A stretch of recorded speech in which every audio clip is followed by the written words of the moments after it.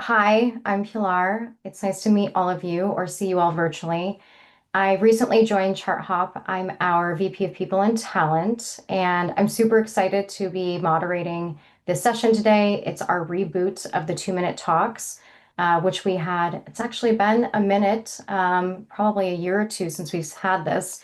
And we decided for the reboot that we wanted to do something about AI, not just because I think everybody is talking about it, but there's a lot of move towards how do we actually make it practical. And so that's really the intention of our session for today is we are going to be featuring 8 different speakers across different industries, company stages, different types of HR professionals.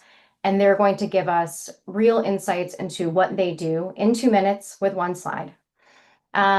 Cool. So let's shift it to the next slide. So ChartHop is obviously presenting this session today, and I thought it would be helpful to give a little bit of context, actually, how I joined ChartHop and who we are. So I've been with the company for about a month now, which has been incredible and amazing. And I actually met ChartHop years ago when we first launched, and I was evaluating platforms, really looking for something pretty data and analytics driven. And I've really kept tabs on the company since then and ended up connecting with Ian, who's our CEO. You'll hear from him in a little bit as he's one of the speakers today. And I had really fallen in love with two things about ChartHop in general. One, I really loved the culture that I was seeing, and the other part of it was around how much focus there was on data and analytics. And so when we reconnected to learn about the HRIS, which is the newest part of our product and platform, we had such a fantastic conversation, and very serendipitously, a few days later, a need popped up for ChartHop to hire an HR executive. And it felt in perfect alignment because I've always been somebody who has cared tremendously about HR tech. I think as HR professionals, we all feel really strongly about seeing the software that we use evolve at the same pace as our function has. And so I've always been the first person to raise my hand to do alpha or beta testing with any HR vendors that I've worked with. And so when this opportunity with ChartHop presented itself, I was so thrilled because there was so much natural alignment with what the product was and what the product was doing. So it's been a pretty wild month for me getting to use ChartHop for my own use with AI, which has been so incredible. Ian's going to walk through actually a little bit, which dives into some of the work that he and I have done together as CEO and HR executive, which I really love, and how we use ChartHop and how we use AI in our HR workflows. So a little bit more on that later, but ChartHop is so fantastic. If you don't know too much about us, there'll be a little bit of information where you can reach out to us either during or after the presentation. So yeah, a little bit about ChartHop and our platform. And then for what to expect for today, so it's really simple format and concept, which is why I love it. It's 2 minutes and one slide per person. And so really quick snippets about what you can do differently based on their learnings and experiences. One of the things that I love the most about this format is that while we set the tone for what the theme or the topic is, this is fairly uncurated in that we're giving people their authentic space to really present on whatever they want, what's showing up for them, and what's been the most impactful. We will have Q&A. It will be at the end, but we'll kind of be rolling through it. So back to back on each of the speakers. You can put your questions into the chat. The ChartHop team, myself, will be monitoring that. And then at the end, we'll dive into live Q&A. So definitely take notes. Think about this if you want to connect with the speaker, excuse me, on LinkedIn. We'll be dropping in their links as well. But yeah, I think this will be really exciting and awesome.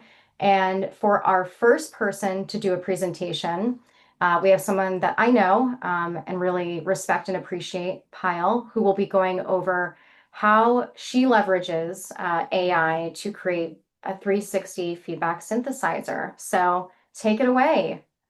All right. Can only go uphill from here. What I'm excited to share today is a custom GPT. You can use a custom gem or a cloud project to do something like this. And what I wanted to do was two things. I had a bunch of unstructured raw verbatim 360 data on managers, and I had to do it multiple times, taking all this raw data and getting it to a very specific format. So there were two things we were doing. We were summarizing, and then the second thing was putting it in a format. You can see the format below where it's got percentages and numbers and actual verbatims. And the thing that I'm actually really excited to share about this project is not how to do it, but more of how to prompt or create a custom gem when you are running into a lot of troubleshooting errors. So the first part was easy, getting the strengths. That's something that AI is generally good at. But the formatting piece was what was driving me up the wall because I would give it like, I want the exact verbatim, and it would, hallucinate and make things up or summarize the verbatim. And so what I wanted to share is how you have GPT in this example prompt itself. And so what I did was I took raw data in a final file that I had written and said, tell me how you got from A to B. And then it made its own rules up. And then I did it two more times where I said, okay, here's another example and another example. Tell me anything you missed. And so when I went in the first time and tried to write out all the rules myself, it couldn't understand it.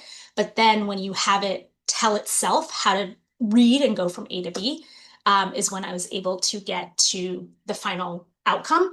And I think there's a lot of different ways to prompt and iterate, and we're going to talk a lot more about this. But when you have repeatable tasks at repeatable formats in the end, writing and troubleshooting probably took me a couple hours, like 4 hours. But each of these reports, if I was to do them on my own, takes about 8 hours. And so the savings was pretty significant. You still have to check it, you still have to read it, you still have to make sure that what's going in is exactly what you want coming out. But that time from 8 hours goes down to like an hour per report. And so that's effectively what I did. And then, of course, the disclaimer of don't put names and don't put personal information, especially if you're not within a firewall of your own company. But yeah, that's hopefully the bottom line in 2 minutes. So thank you all, and I hope this was helpful. Thank you so much. I love this. And, especially for me as someone who is trying to reverse engineer how ChatGPT gets to a final outcome, I think that's a really good thing for people to think about is how do we actually get to that point? How do we use AI to help us use AI, which is like pretty meta. Awesome. Okay, moving right along. So we've got Stephanie Smith. She is the Chief People Officer at Tagboard, and her topic is like near and dear to my heart, no pun intended, but letting AI handle the clutter so you can lead with heart. Stephanie, take it away. Awesome. So AI isn't here to replace our instincts. It's here to cut through the noise so we can spend less time digging through that data and more time being human with our people, which is why 90% of us got into this field anyway. So let's be real, HR is not short on data. We know this. We're flooded with it. Survey comments, Slack threads, engagement scores, exit interviews, stay interview, the list goes on. And somehow we're expected to turn all of that into strategy really, really, really fast. So this is where AI, honestly, in my opinion, earns its keep, not as a robot strategist that's going to come take all of our jobs, but as a clarity engine. So on this slide, we've got a really simple workflow: inputs, synthesize, impact. We have the inputs. We have tons of them. We have communication streams. We have performance and development data, manager and leadership inputs, workforce operation metrics.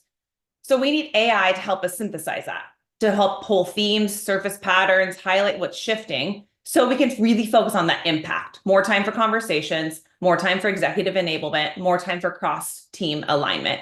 And honestly, and most importantly, being present and building trust. So here's what I've gained personally. Instead of spending 2 hours sparsing through survey feedback, I spend 10 minutes prompting AI and 50 minutes coaching a manager through that real-time issue. So I wanted to give you a very tactical example. Here's one of the prompts that I use. I ask a ChatGPT, summarize the top 3 to 5 reoccurring themes from insert your topic. Group it by topic, note any change from last quarter, and include a quote to represent each. I then dig a little bit deeper and I say, now, please run a sentiment analysis, turn it into a report with the above information for insert your group, let's say an SLT, analyze that data and its effects on the business. List any questions and draft answers that the SLT team or other group may have about this data. So I rid myself of that blank page syndrome, which I think a lot of us can be paralyzed by. And I have it as an outline that I get to edit and I get to rewrite and I get to use my own perspective to fully prepare for a Q&A from the perspective of my audience after presenting that information. It gives me insight, not just the information, and it helps me see around the corners. It gives time back where it matters, our people. So the bottom line, AI doesn't replace our work, it removes the waste. So I'm really using it to synthesize what's scattered, and then we get to go lead with clarity, presence, and heart. I love that so much. Thank you, Stephanie. That was so wonderful. I think if you've done an engagement survey, like myself included, you can spend, I mean, I've definitely spent 40 plus hours. Ian's going to talk a little bit about that too. So taking a look at how do you even have space to do the real coaching when you were so burnt out from all of the analysis? I mean, that I think is a reality for many of us. So thank you. Taylor Bradley is next. He is the VP of Talent Strategy and Success at Turing. And he's going to talk us through the art of prompting, which I'm super curious about because Turing is a very AI forward company. So take it away, Taylor. Thank you, and looking forward to it. Now, if you want to create use cases like you just learned about, here's the evolution of how to achieve that, to enable a AI-empowered talent strategy. First, begin with daily prompting. Encourage your team to involve enterprise LLMs in their daily work. It's self-driven exploration of how AI can augment their impact. Some of our most valuable and honestly unexpected use cases began with nothing more than a single line prompt. Then we pivot over to a prompt library. This is where you capture the great prompts that have been developed by your team in a shared library. This will help enable your team to understand what good actually looks like when it comes to prompting and learn from each other on how they're using LLMs in their individual workflows. Our library covers everything from HRBP prompting to talent development. And what starts as individual discovery ends up being team ingenuity, and they learn from each other. Then you get to those custom GPTs, those gems that we just heard about. And once your team or yourself have the ability to prompt effectively, you too can build these custom GPTs or gems without writing a single line of code to quickly develop proof of concepts of how you plan to augment yourself or automate some tasks. And this isn't about promise, it's about having proof, tangible results that you can take to your executive leadership team to ask for investment to scale the impact of AI. And then finally, we land with getting to from prototypes to production. Choose build or buy AI features or products backed by the ROI that you've already established up until this point.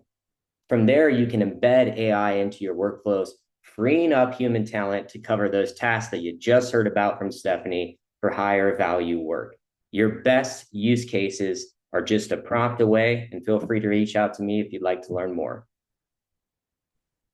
Thank you, Taylor. I like the visual that you have, kind of the evolution of like how we even as individuals are interacting with AI, right? What starts as like a simple sentence or a question and then sort of like where it goes from there.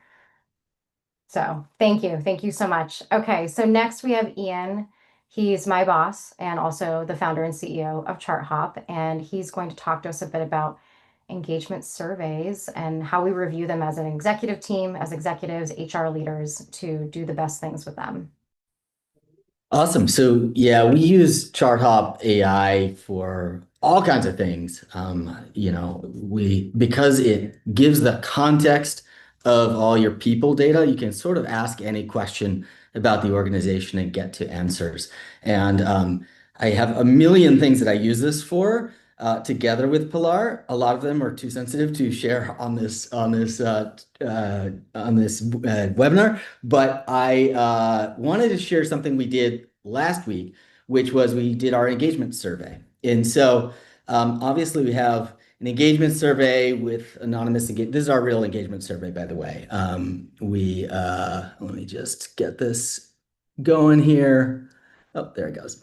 So obviously you get all the data and results, but that can be very overwhelming to sift through, and anybody who's sort of reviewed this type of data knows. And so our AI just sort of first of all gives us a little bit of a breakdown of some of the key insights from the overall survey. So when I brought this back to the ELT, I brought first, like, here are some of the things that employees are appreciating that we're doing well, and it's good to talk about those.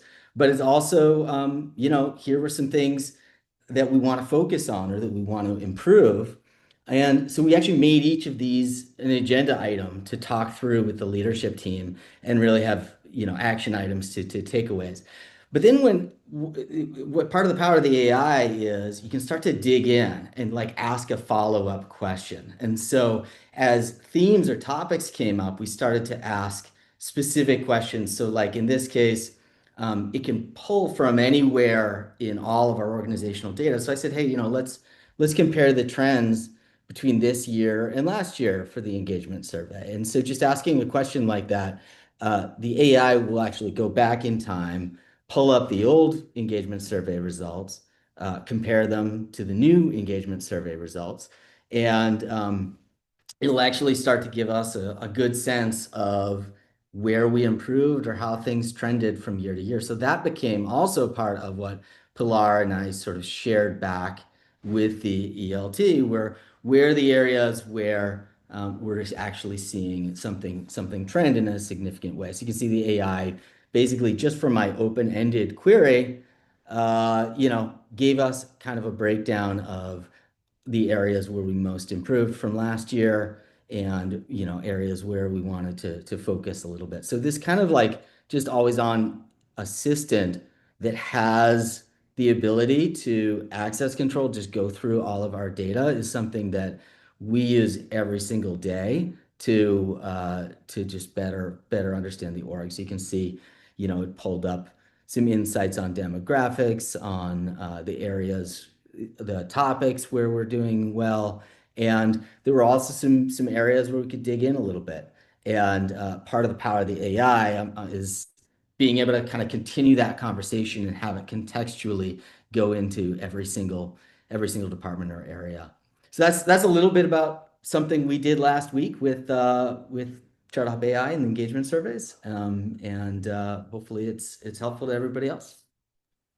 Thank you, Ian. Yeah, I think one of the biggest learnings that we also had is that when we had specific areas that were of interest to us, we could actually pull data from other parts of the organization to help, potentially help us understand it better. So you'll see now we've just popped up. If you are interested in a demo, want to take a look at our product, you can go ahead and answer the poll. You're also welcome to reach out to Ian or myself or a member of the ChartHop team. But yeah, a little bit of insight into kind of what we do day to day, which feels very meta, which is like ChartHop with ChartHop, but super fun and exciting. So next we have one of my favorite companies that does L&D, learning, talent, leadership, management, all the things. Stephanie Schuler, who's the Chief People Officer at Life Labs, and she'll be covering pressure testing, HR comms, and strategies. Thanks. AI is going to be like a blind spot detector for HR. It's going to help catch what you might miss on your own, not just clarity issues or tone missteps, but some of the deeper stuff too. Where might your rollouts break down? Who are the champions that might help them break through? This is becoming increasingly important because with stakeholder scrutiny high and employee trust shaky, your HR initiatives need more than just good intentions. They have to resonate. And so when used well, AI, it helps simulate resistance and it acts as a rehearsal space for you to surface your champions. So what does this look like in action? Before launching any major change, use it as your rehearsal space. Think Gemini and ChatGPT. You can try prompts like, take the perspective of a high-performing employee. What in this feels confusing, frustrating, or demotivating? Act like a frontline manager who has to explain this to their team. What questions or pushback might they anticipate? What's the bottom line for their operational goals? You can also ask it to imagine you're a board member or an investor reviewing this change. What would you want to see clarified and what additional data would you want to explore? Flip it. Which stakeholders in the organization might be aligned with this shift? Why? If this were to land poorly, what might be the front page headline? And where are we unintentionally quelling risk-taking or innovation? A couple of tangible examples that I have. When we're thinking about one of the free versions, again, you're going to have more general information that you're providing. Here's a summary of a new career progression model, along with bulleted goals, philosophy, and issues we want to solve.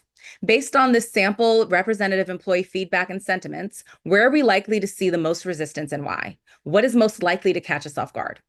If you're in a paid version or a more confidential contained version with your information, here's another example. Take the following Q&A transcripts from our leadership calls pertaining to the rollout of our new performance management system. Details and goals are attached in document Name the document. Which individuals and teams are asking the most forward-thinking questions? Which individuals and teams might be the best champions? And what language and talking points might we give them to effectively gain buy-in? Tips for getting it right. Be sure to have enough context. Provide details about your programs, who it's going to impact, the behaviors you're trying to influence, how you want to measure success, and what your timelines are. Otherwise, your outputs are going to not be the ones that truly matter. It will be noise, garbage in, garbage out. And also, don't confuse clarity with consensus. You're not going to set out with a goal to make everyone agree. You're going to set out a goal to spot where your messages are going to break down, assumptions might break in, and where unintended consequences will show up. So seek to identify edge cases, inconsistencies, and where reasonable minds might disagree. AI will help you spot the blind spots before others do. It'll sharpen your message, equip your messengers, and give you a better chance of your rollout having a great shot at a perfect landing. Thank you so much, Stephanie. I think this is so fantastic and such a good use case for why HR is so important with AI, because we as humans can only retain so much information. So thinking about like what are all those edge cases, where could it go wrong? I know we like to talk about that sometimes to anticipate it. So thank you so much. Next, we have Sarka Lamont. She is the VP of People and Culture at Vidyard, and she will be talking about automating onboarding tasks. Awesome. Thank you. So let's be honest, onboarding has historically felt more like a to-do list, a checklist, more than a real welcome experience for new hires, from IT setup, tool access, tool provisioning, sending org charts, setting up calendar invites, getting onboarding plans together, collecting paperwork, constantly hounding our hiring managers to get everything that they need to get done. It's just a ton of admin work for HR, and it's not exactly the best way to welcome a new hire. They feel lost, they feel overwhelmed before they've even had a chance to meet anybody from their team or really learn more about what the work is that they're doing. But no more does this have to be the challenge. AI really can be a big difference here and be a game changer. There's so many tools that have come on the market over the last number of months that'll allow you to really focus on automating a lot of this experience. Again, automate away the manual work so you can focus much more on human connection, bring more of the human inside the loop for the onboarding experience. What you can do is obviously layer a lot of those AI tools on top of your onboarding workflows. You can do things like automate task assignments. So you can auto assign tasks to IT, to finance, to your hiring managers, new hire buddies, and you can do all of that based off of their role, their department, their location. It really allows you to personalize the content that's being shared with a new hire based on their experience. AI can really generate and deliver those tailored onboarding plans or messages based off of a whole host of different criteria. You can also use AI to really focus on automating tool provisioning. You can connect to your IT systems. So the equipment and the software access is triggered instantly upon offer acceptance, rather than sending a bunch of Google forms, sending a bunch of Slacks, emails, etc. You can automate the whole experience. Reminders and nudges. How many of you in HR send those nudges and reminders to hiring managers? Where's your onboarding plan? Make sure you send your welcome notes, schedule those one-on-ones, complete your tasks. You can automate that entire experience using AI tooling for your managers. In fact, we've done that inside of my own organization, going from 55% of our hiring manager task completion up to 95% within the first 2 weeks of automating that experience. You can focus on document completion, all the compliance elements that are super, super important that have to get done within a certain period of time.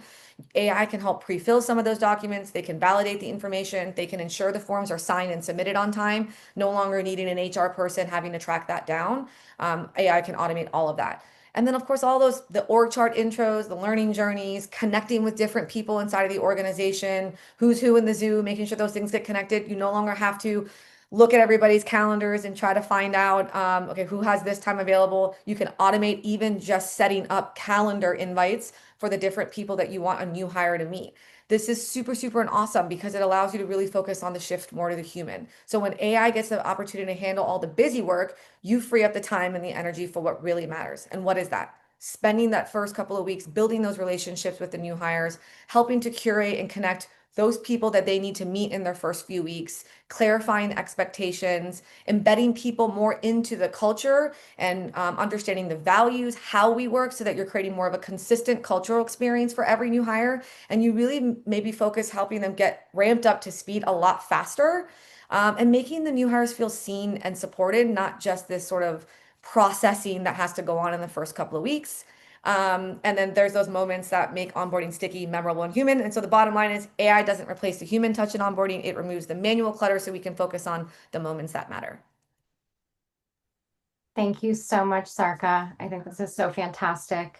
Keep sending your questions in. I know we had some questions on AI tooling used for, in these various use cases. So we'll follow up with those in the Q&A. Next, we have Nelson, who is my personal go-to person for AI and HR, anything. And he is the founder and CEO of Vfora, and he'll be talking a bit about how we can encourage our teams and the folks that we work with to actually use AI. Thanks, Pilar. Hi, everyone. So excited to be here.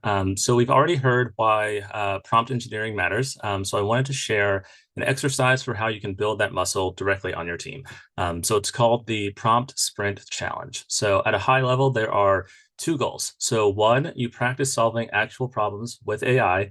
And two, you learn the importance of how to communicate with AI, aka prompt engineering. So here's how it works.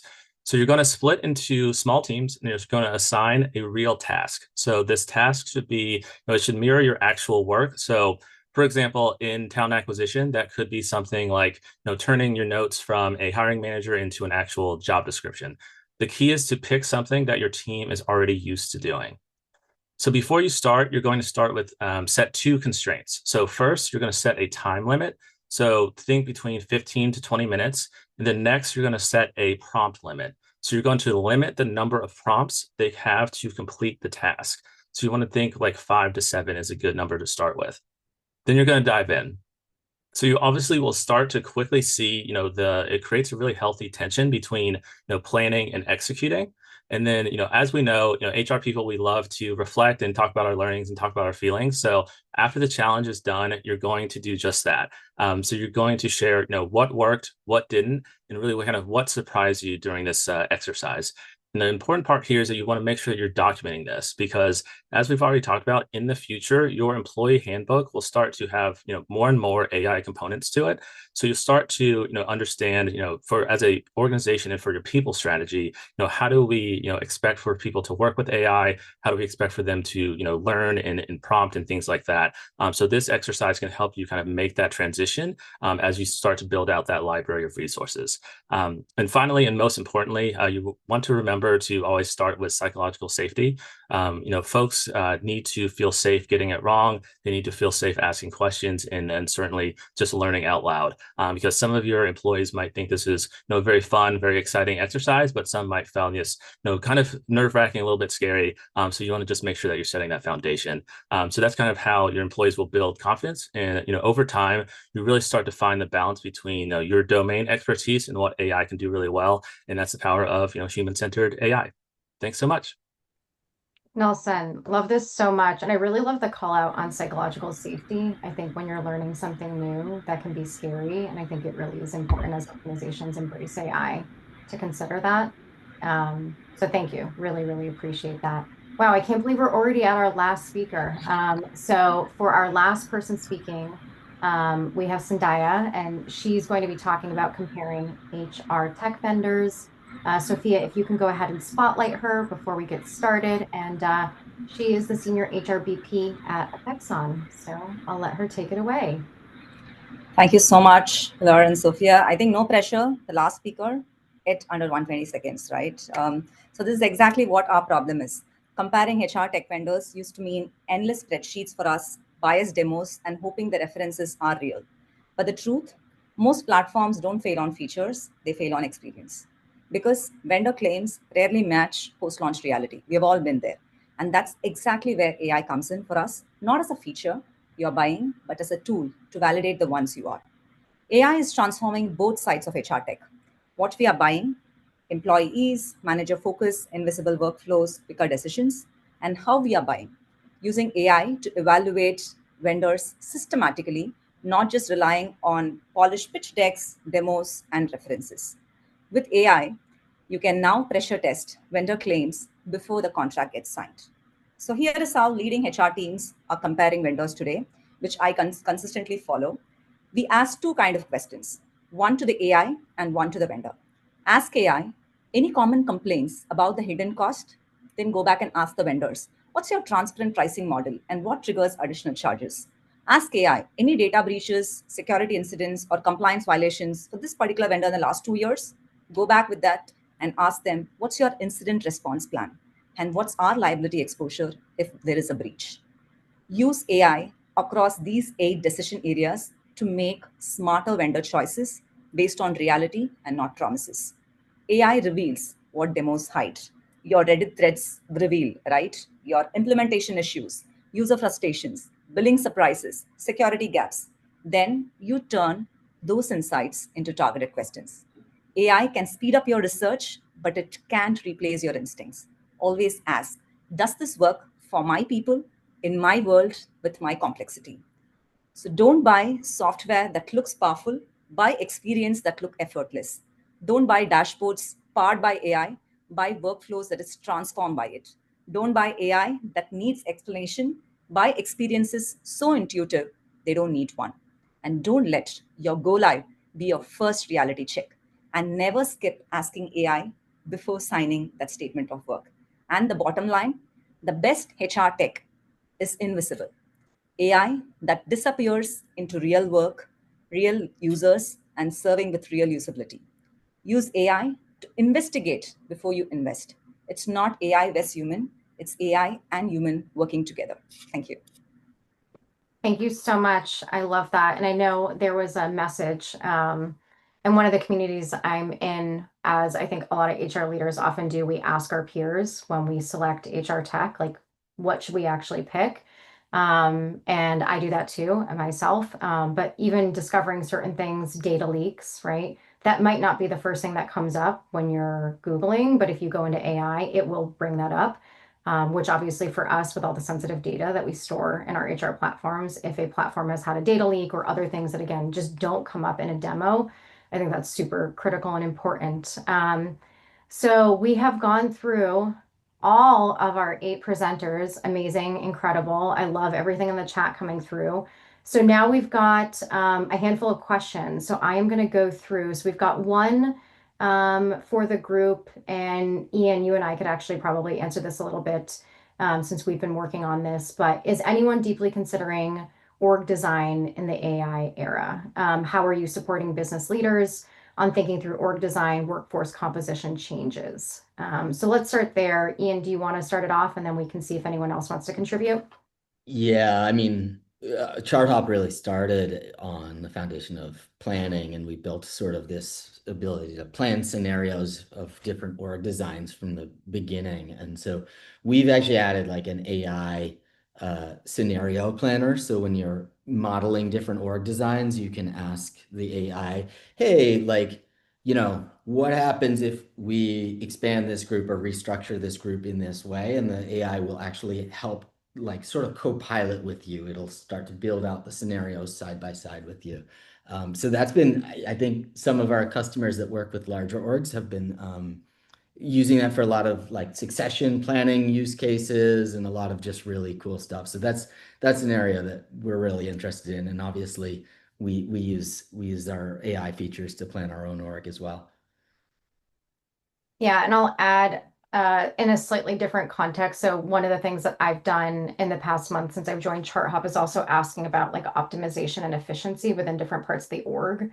So understanding the context of what's going on in different parts of ChartHop, we have AI notes that kind of get collated or summarizations, but also digging in and saying, hey, based on what you know about us, you know our business goals, you have our business data, you have our revenue data, and you know what our org structure looks like. What could we be doing differently? Like, where do you think we're under-resourced? Where do you think we're over-resourced? Can you actually help us identify org design inefficiencies?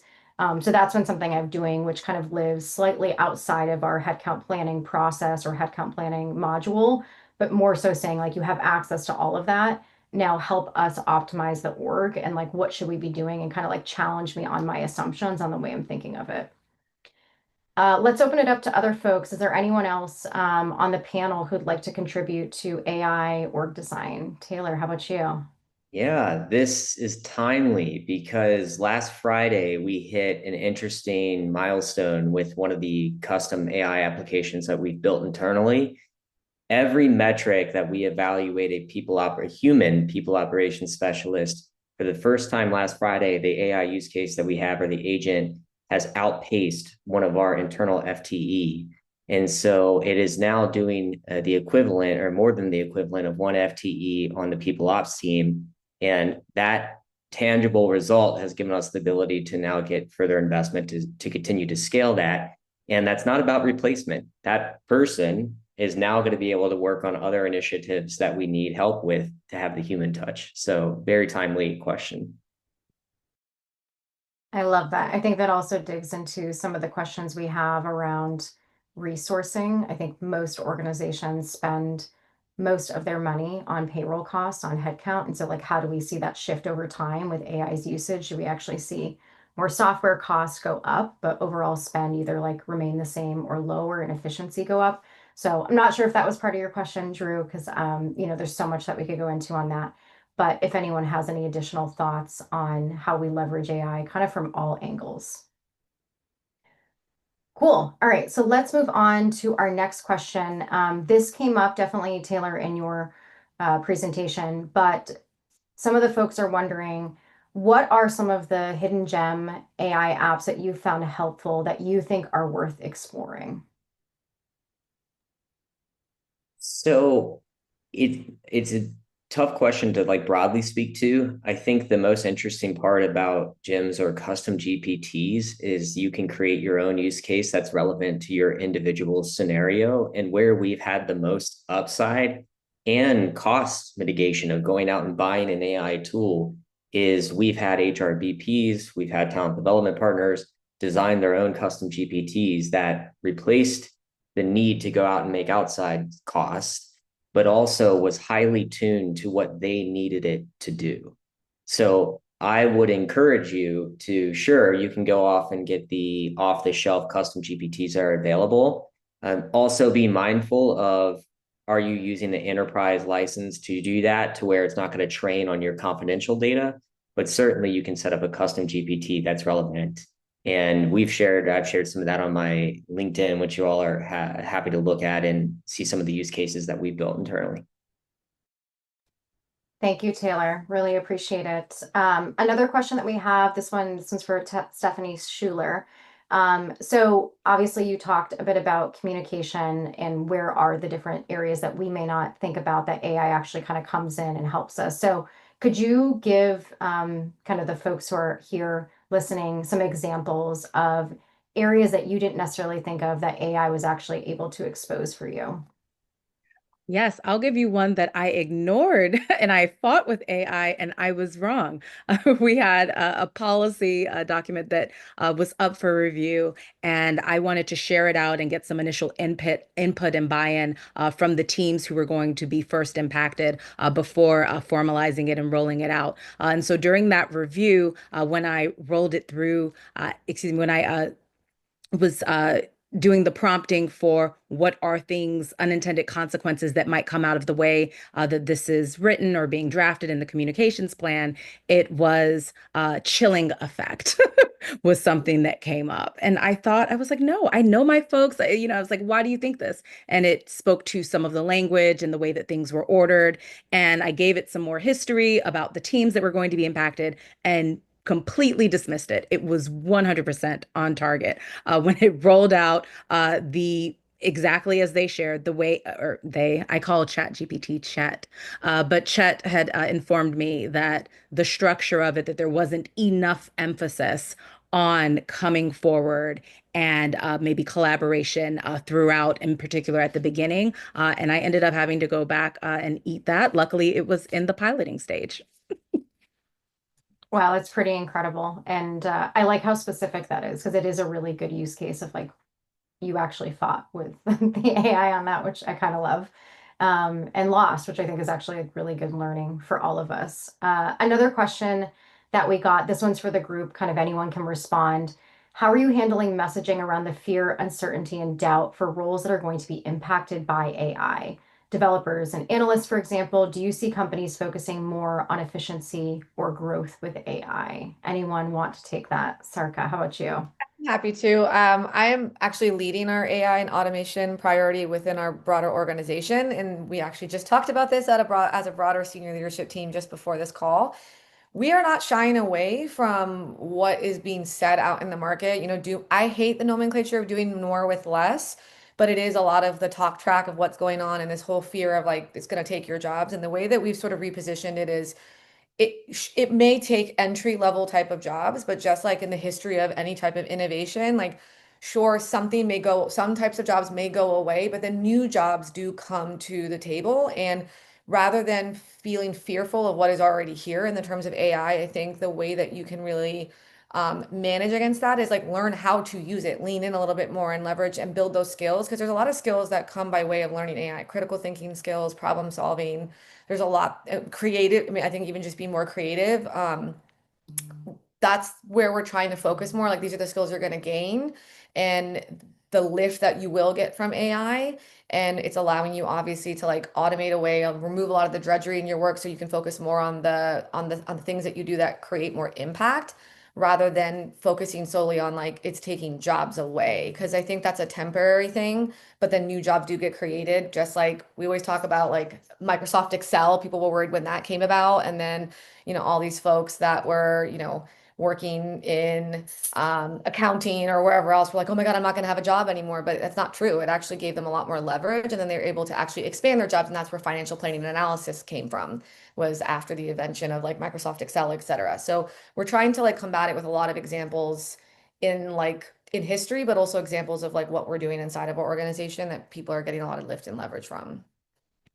Thank you so much. And Nelson, given what you presented on and even just the work that I'm familiar with of yours, I'd love to hear any thoughts you have there as well. Yeah, I mean, I think to Sarika's part, it's really just trying to lean in. I think like at any point in time, different specific roles have been removed over time, but really, I think like at this point, I think about specific tasks that are most likely to be automated. So more so on the specific like task level than like your entire job. So I really kind of like to think about it as like what do you do that like a really good intern could probably do is probably what AI could handle right now. Awesome. Thank you. This is another question for everyone. I'm actually yep, okay, one just came in, so I'm gonna take this one because it's related to what we just talked about. With everything we just talked about, kind of psychological safety, this fear factor coming into play, how do you all encourage people to use AI as part of their work? And the remark that someone made with this question is, I see a lot of people don't realize the real potential of it. So would love to hear some real examples. Stephanie Smith, if you want to kick us off. Yeah, absolutely. One of the things we do and we focus on at Tagboard is leading with curiosity. And so we created what's called an AI lounge. And so we have it in Slack where people can ask questions, but they can also share where they're seeing success in it. And every other Friday we come together and we hop up in a huddle in Slack and we share how we've used it. And people, honestly, when you have camaraderie or have any sort of rapport with someone, you're more willing to lean in and be accountable to that. So then the next Friday they come back and say, hey, I tried what you said. Now we can see it being, we can focus in on our work for that. So a lot of leading with curiosity. To the point before, I think a lot of people they don't fear change, they fear loss. And so when we understand that the loss of something's happening in their life, that's going to be a little bit more, they won't be as receptive to that. So really focusing on how can we be more curious with it, and then how can we do this together to really take away the stigma. Stephanie, that's such a big one. We did the same thing. We had people vote on a number of different names. We started the Slack channel. They voted on AI Captain. I love that. Automatically get triggered within Slack every week. There's 2 different prompts to get people, because what we're learning is people are scared to ask because they're like, oh my gosh, everyone just thinks everybody else is so much further ahead in how they use AI. And like, I'm so embarrassed to ask this question. I should know how to do this. Then you're realizing we're all learning. And so all of us, like I'm pretty vulnerable. I'm like, I didn't know I could do that. Or I just learned something new today. And this is embarrassing. You would think I would know how to do it, but I don't. And it's not that embarrassing. And so we're constantly sharing. It's like one of our #1 used channels now where people are sharing like, wins, mistakes, prompts, and then like we've had people create prompts and share with the whole organization. They can put it in their own platform for ChatGPT. We even had like it's like jokes like, hey, sometimes to keep humble, I ask ChatGPT to roast me, and then everybody starts sharing the roast, and it's pretty hysterical. Like, I mean, we start like the CEO is sharing it, the VP of people is sharing it, and I just found that people are loving that and sharing so much more, and it's creating a lot more cross-functional connection in an otherwise remote-first organization. So there's like a lot of wins just by doing something as lightweight as like, okay, here, like this is how I'm using it. I love that. Yeah, that's so fantastic. I'm gonna kind of dive us into a slightly different direction, and Stephanie Schuler, I think it'd be awesome if you could kick us off on this one. What, if any, specific scenarios are people seeing in the learning and development and or coaching space re AI? Yes. So with learning and development and coaching, on the coaching front, as I can't remember which speaker shared during their segment, but it was really good. You've got a lot of inputs when you think about your one-on-one notes that you're having with your employees, when you're thinking about any type of quarterly or annual reviews that you're having, and feedback that you get from other sources. And so what we are seeing is that folks are trying to consolidate that feedback and look for trends that you might otherwise miss, look for opportunities for areas where you can identify areas for growth and development, areas for areas for growth and development, areas for performance management, perhaps that you're missing, and even areas for cross-development collaborative opportunities. So again, you've got the inputs, it's getting it in there and really consolidating it, because it's just so much information that you have. With learning and development internally, I know that I have helped use AI to help walk me through how do I want to create tools and resources that help supplement existing training that we have at the organization. We have a lot of internally, we're management training, and we have a lot of training that's available to us. So how do we supplement that with tools and resources for our managers as well, creating complementary tools that go along with the existing philosophies and approaches that have been working well for us. Awesome. Thank you. I'm going to move us to one last question. Let me see, because there's a pretty dense one that I don't know if we'll be able to tackle in this moment. Okay, here's a good one. So, what would you suggest is the best place or a great place to learn more about how to use AI? So, from your personal experiences, I'd love to hear. I'll go with this, Pilar. So I curated an 8-week learning program for our non-tech professionals in the organization, and all that I curated was available online. So I'm a visual learner, and I looked at everyone in my organization. They're all visual learners. So we put together a few things on the 8 weeks available online. So if you want to start somewhere, I would start with zeroing down to your AI learning templates, asking AI to say, where do I start? What would be the best YouTube courses? This is my learning style. How would I start learning? So ChatGPT will give you a list of it. And then follow a community. Follow the community, ask what they've been using, how they've been using, listen to podcast. So make sure that you diversify your learning. And at the end, learning is okay. Learning by doing has to be the main important thing, right? If you don't do what you learn, you will forget what is AI the very next day, and you will end up doing your rule-based automation as AI automations. So I'll stop there, but that's something which is available online. Ask Perplexity, ask ChatGPT, curate it based on your style, create a custom GPT for yourself, and do it. Awesome. Thank you. So just we're going to wrap it up here so we can give folks time to fill out the survey that we'll be posting right after we end this. I want to give a huge thank you to all of our speakers and panelists for today, who not only did the prep, but showed up, and I think were super engaged and gave a ton of really awesome information. If you signed up for the webinar, the live session, we will be sending out the recording, and we will also be sending out resources. So don't worry, this content will be replayed for you if you'd like to review it. And I think just, thank you for all being here, everyone who decided to attend the session. I think one of the most important things that we can do as professionals is spending time outside of our day-to-day jobs, learning from other people, and, taking an hour out of your day is pretty meaningful. So thank you for spending it with us. And yeah. If you have any other questions, reach out to the ChartHop team. We'll be doing more of these. We'll be definitely asking you in the survey questions about topics. So if you have anything that you'd like to hear other folks connect on, let us know. And big shout out to Sophia and Alex on the Chart Hop team. They helped pull this together. They're so incredible. Sophia, you were amazing. And have a wonderful rest of your Wednesday. Thanks, everyone.